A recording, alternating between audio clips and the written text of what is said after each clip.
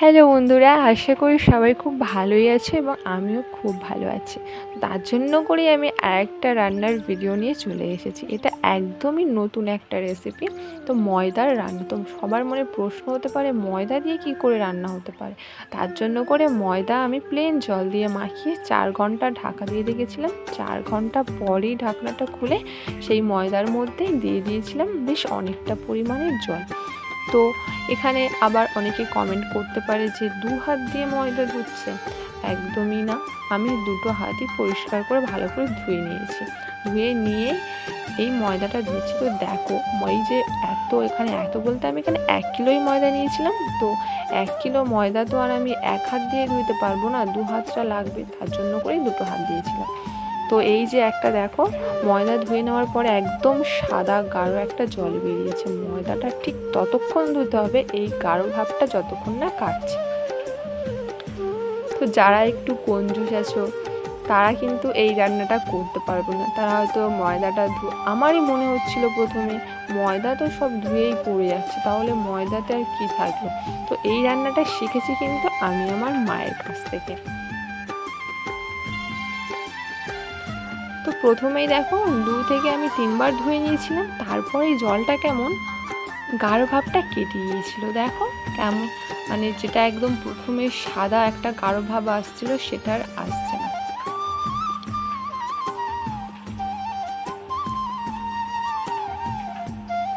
তো আমি নিয়ে নিয়েছিলাম, প্রথমেই বলেছি 1 কিলো ময়দা। তো দেখো 1 কিলো ময়দার ঠিক কতটা পরিমাণে আর আছে।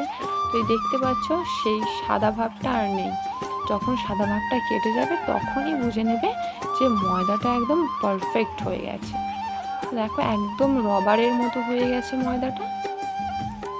তো ময়দাটা আমার মাখা রেডি হয়ে গেছিলো। ময়দাটা ঠিক কেমন দেখতে লাগছে দেখো, আমি আবার একটু হাত দিয়ে টেনে টেনে দেখাচ্ছি। তো তারপরে কড়াই বসিয়ে দিয়েছি উনানে। কড়াই বসিয়ে দেওয়ার পরে দিয়ে দিয়েছিলাম রিফাইন্ড তেল। তো এটা আমি ভিডিওটা রাত্রে করেছিলাম, তার জন্য করে একটু ঝাপসা ঝাপসা লাগছে। তারপরে তেলটা গরম হয়ে আসলে যেই ময়দাটা মেখে রেখেছিলাম সেই ময়দাটা ছোট ছোট টুকরো করে ভেজে নিতে হবে। দেখো কেমন ফুলে উঠছে বলের আকারে। তো ময়দাটা যদি একটু ঠিকঠাকভাবে না ধুয়ে নাও না, এই যে ফুলে উঠছে এই ব্যাপারটা আসবে না। তো খুব একটা বেশি লাল হবে না, হালকা লাল লাল হয়ে আসলেই তুলে নিতে হবে। খুন্তি দিয়ে একটু ছাড়িয়ে নিলেই হয়ে যাবে।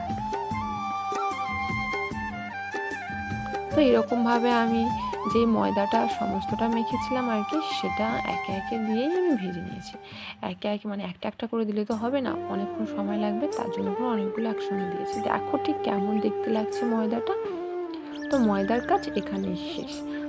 তারপরে কড়াইতে আরেকটু সর্ষের তেল দিয়েছি, তাতে দিয়ে দিয়েছিলাম কয়েকটা তেজপাতা আর ছিল শুকনো লঙ্কা। তো শুকনো লঙ্কার তেজপাতাটা একটু ভাজা হয়ে আসলেই তাতে দিয়ে দিয়েছিলাম টমেটো। তো গাইস এই যে রান্নাটা করছি এটা কিন্তু আমি একেবারেই নিরামিষ রান্না করছি।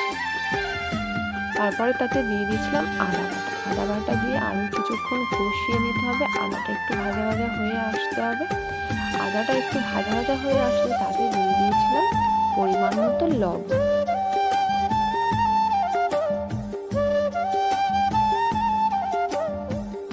লবণ দিয়ে দেওয়ার পর তাতে দিয়ে দিয়েছিলাম পরিমাণ মতো হলুদ গুঁড়ো। মানে যে যতটা ময়দা দেবে ততটাই আর কি পরিমাণ অনুযায়ী দেবে। তারপরে দিয়ে দিয়েছিলাম সানরাইসের ধনিয়া গুঁড়ো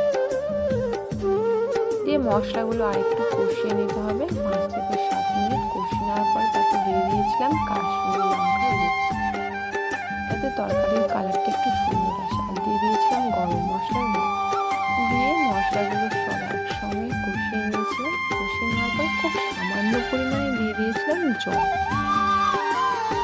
জলটা দিয়ে আরও একটু কষিয়ে নেওয়ার পরে দিয়ে দিয়েছিলাম হিং। তো একটা কথা বলছি, এই যে হিংটা দিচ্ছি এটা কিন্তু খুব সামান্য পরিমাণে দিয়ে দিয়েছিলাম। হিংয়ের পরিমাণটা কিন্তু বুঝে শুনে দিতে হবে, কেননা হিংটা যদি বেশি হয়ে যায় তরকারিটা কিন্তু আর একদমই খেতে ভালো হবে না। হিং দিয়ে আরেকটু কষিয়ে নিয়েছিলাম। কষিয়ে নেওয়ার পরে তাতে আরেকটু সামান্য পরিমাণে জল দিয়ে দিয়েছি। জল দিয়ে দেওয়ার পর তাতে দিয়ে দিয়েছিলাম কাঁচা লঙ্কা। তারপরে টুকরো করে রাখা আলু ছিল সেটাও দিয়ে দিয়েছি।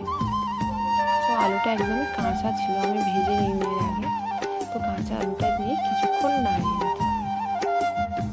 আলুটা কিছুক্ষণ কষিয়ে নেওয়ার পরে একটু লালে লালে হয়ে আসবে। তো আলুটা যখন লাল লাল হয়ে আসবে তার মধ্যে দিয়ে দিয়েছিলাম সেই ভেজে রাখা ময়দাগুলো দিয়ে আরও একটু কষিয়ে নিতে হবে। তো দেখো ময়দাটার সঙ্গে সমস্ত মশলাটা একটু লেগে গেছে। তারপর তাতে দিয়ে দিয়েছিলাম সামান্য পরিমাণে জল, সামান্য করে, মানে আমি বাটি করে দিচ্ছিলাম। তারপর দেখলাম জল একটু বেশি লাগবে, তাই গামলি ধরে দিয়ে দিয়েছিলাম। জল দিয়ে 5 থেকে 7 মিনিট ঢাকনা দিয়ে রাখতে হবে। 7 মিনিট পর ঢাকা খুলে আরেকটু নাড়াচাড়া করে নিতে হবে। দেখে নিতে হবে আলুটা ঠিকঠাক সিদ্ধ হয়েছে কিনা। হয়ে গেলে রেডি। তো দেখো কতটা সুন্দর হয়েছে। তো এইরকম ইউনিক রান্নার ভিডিও যদি ভালো লেগে থাকে আর যদি দেখতে চাও অবশ্যই করে কিন্তু আমার চ্যানেলটি সাবস্ক্রাইব করে দিও। আজকের মতো টাটা।